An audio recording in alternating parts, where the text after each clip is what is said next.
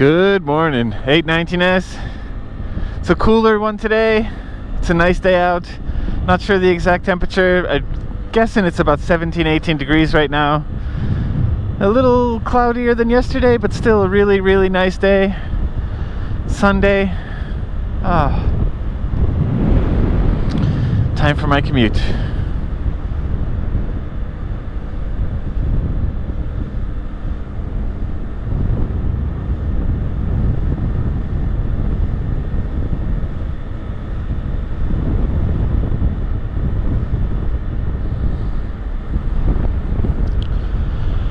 I've been watching or rewatching some of the Commute playback, and I'm kind of, well, I guess half surprised, half not surprised that the pocket Wi-Fi and phone tethering is not able to keep up.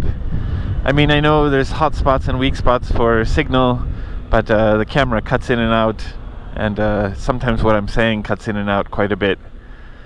So I think I've decided I'm going to keep this up for one more week and just see how things go. Initially, if you watched some of the older videos, I said I'm going to try to do 365 days. And instead of live streaming, I think I've come up with an alternate plan. I might just record the ride in and then upload it raw as a video. And I don't want to, I guess spam is not the right word, because I don't think these are necessarily spam videos. But I don't want to spam my main channel with 160 channel more for, I guess more for videos that are kind of edited and thought about more carefully. I have hundreds and hundreds of ideas, and I just don't have the time to make them work. So, but what I'm thinking is now, maybe this week, I will record these live, and when I do the live, I can get a 1080p copy on the camera that's kind of full quality without any lag and stuttering and freezing. I might start posting those to a second channel. I'm going to set the channel up today, I think. And yeah, instead of it being a live stream, which is the most fun, I think, I'm going to do it as a as just a recorded video that gets uploaded, and then still do 365 days of my commute. Wow, I forgot to turn my turn signal on there.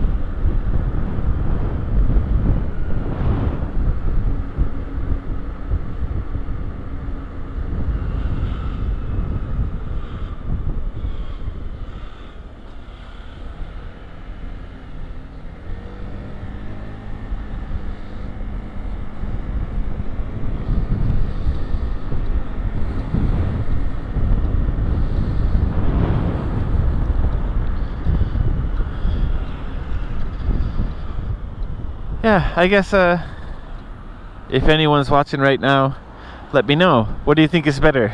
Is it better as a live stream even though it stutters and breaks up and freezes? Or is it better as like a pre-recorded video that's full quality? I'd actually love to hear somebody's comment or feedback about that. And is it better to start a new channel and just post like a 819S commutes, or is it better to just post them to my regular channel?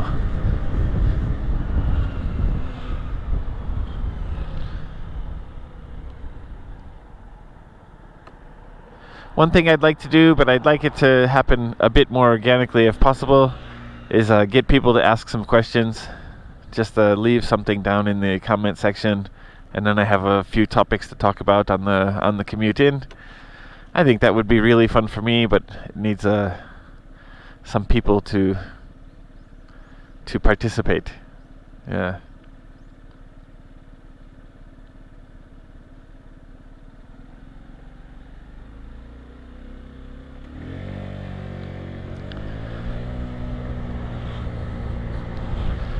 I'm thinking too, I guess to live stream you need 50 subscribers. So if I do an 819S Commutes page, after 50 subscribers I can probably do both. I can live stream it to the new page, and then after upload the quality video. I mean, that would be another option, but I think it's going to require that channel to hit at least 50 subs first, so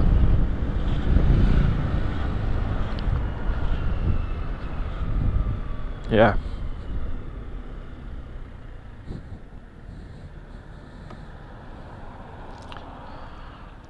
But one thing that's been on my mind these days, I found out about it a few months ago, and it popped up in the English news this week, which kind of surprised me. I didn't expect it to actually gain any traction. But that is, I believe the name is Ryo Tatsuki, Ryotatsuki. It's a manga artist that drew what her premonition or vision was of the future. And I guess she wrote a comic in 1999 that predicted the March 11th earthquake or Fukushima disaster. And the next upcoming prediction in the book that has a solid date on it is I believe July 5th this year. And basically there's going to be a massive tsunami on July 5th of this year, if you believe those kind of predictions. From the English news article I read recently, I was kind of surprised because it looks like Hong Kong, the flights to Japan have decreased by over 30%, or 30% currently. And other countries, yeah, they're not. There are a lot of people who are not going to travel to Japan in July because of this premonition, because of this prediction. I gotta say, if the person wrote this book in 1999 and that's true, that's really miraculous. I wonder how that works. Obviously there could be luck, but I feel like the odds of guessing something like that far in advance is about the same as winning the lottery. Maybe even more narrow, because you have an unlimited number of times you can predict for something, right? And if it's not true, then obviously this is just another crackpot.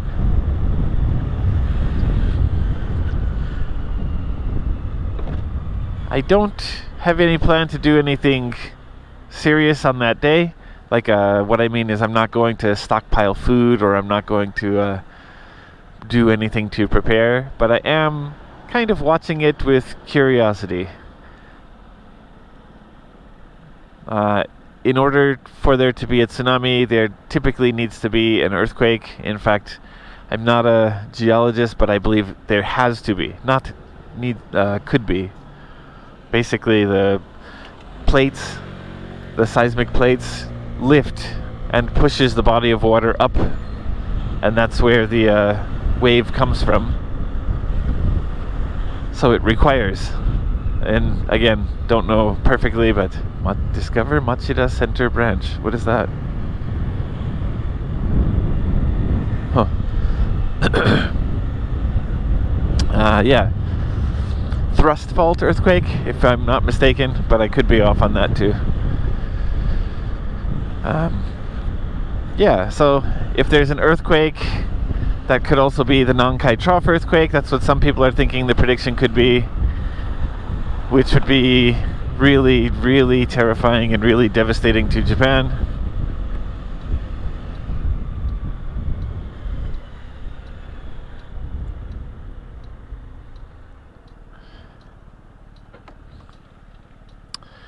Yeah, so we got that we got that to look forward to. The thing about the prediction, though, nowadays there's been a lot of news about earthquakes, and last year there was a Nankai Trough warning. There was an earthquake in Kyushu that scientists said seemed different than other earthquakes, therefore could be a precursor to the Nankai Trough earthquake, which is supposed to be like the big one that's gonna kind of rock the whole what would that be? Southeast coast of Japan. So, that's been in the news, and then there's a lot of news about Mount Fuji erupting or something like that. So, I see a lot of maps about where the ash is going to fall and where lava flows could be and stuff like that. And I think my house is in the ash path.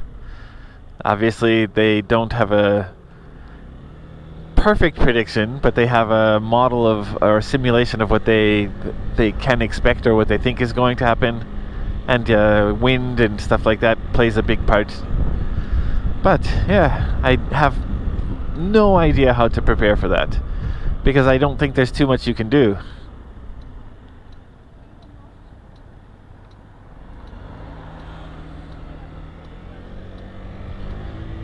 But the ash is, to the best of my knowledge, acidic, so it will damage the surfaces of your house.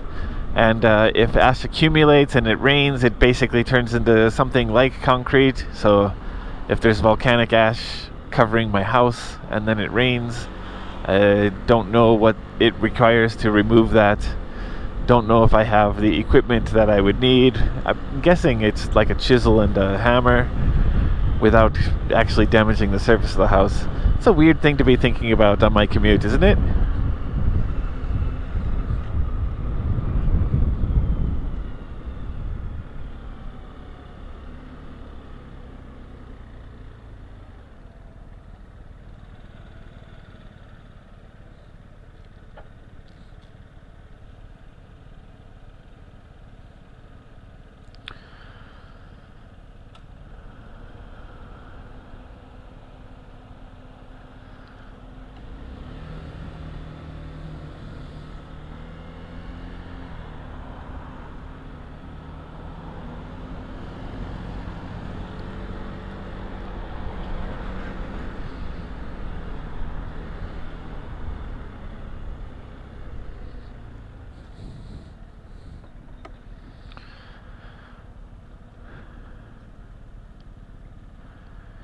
Yeah.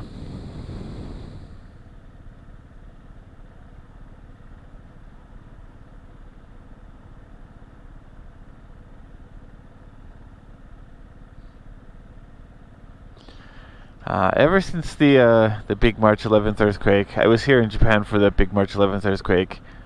I think my life, my outlook on life, my way of thinking is kind of dramatically different. I've tried to put it into words a few times, and it's kind of hard to explain.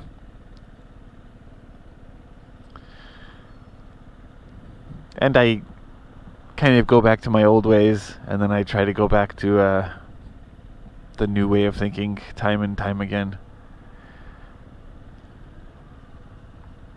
But yeah.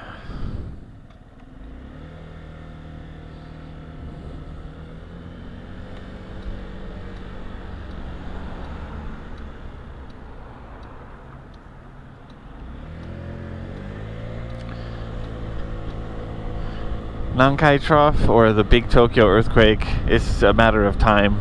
It's just when. It's not if. It's going to happen, but no one can predict it.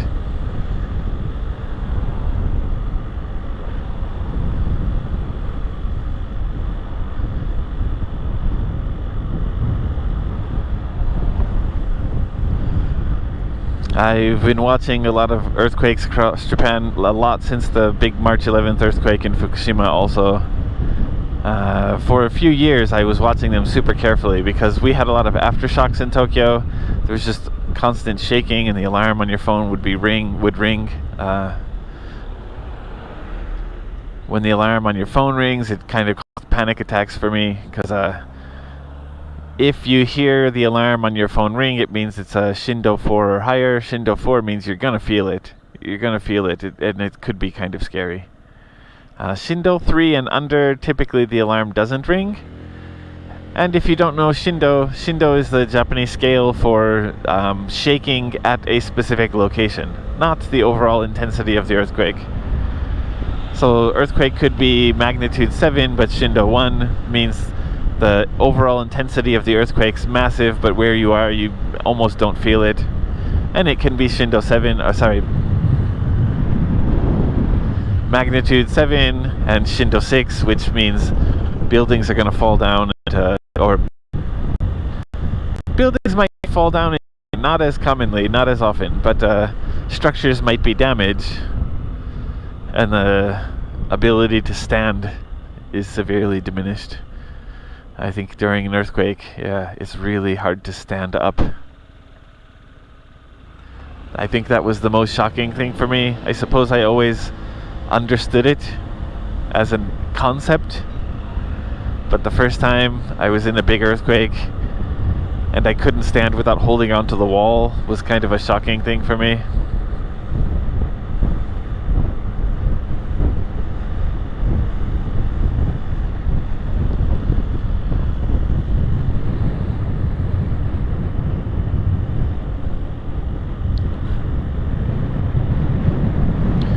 And even though there are big earthquakes predicted, they're still building these giant high-rise condominiums and stuff like that. There's one being built over there.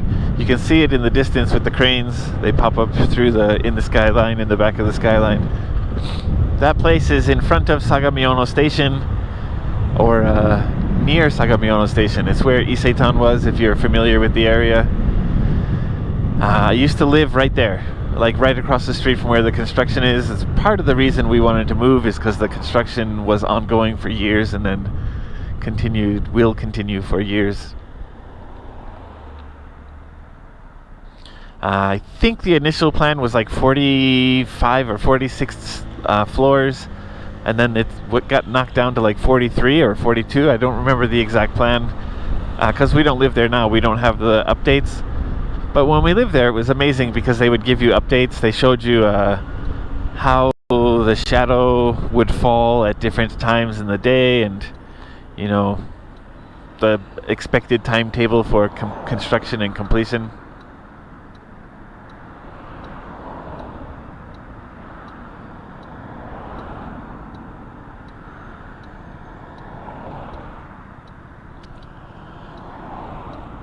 And I think some of these new buildings have shock absorbers built into them. I think the other building in Sagamiono has it. I had a friend who lived in one of those buildings, and after a big earthquake, I was like, "Oh my God, did you feel the earthquake yesterday?" And the friend was like, "No, what time?" I'm like, "I don't know, I think it was like 11 p.m. And they're like, "Yeah, no, I didn't feel anything." I was like, "What do you mean?" "Well, my building has shock absorbers in it." Again, I could have the information slightly off, but it's like the whole 4th floor of the building is just a shock absorbing system, and the other floors are where people live. So the base of the building will shake with the earthquake, but then the floors above the 4th floor are stationary, like a shock absorber on a bike, or they don't sway to the same level that the ground floors are going to sway.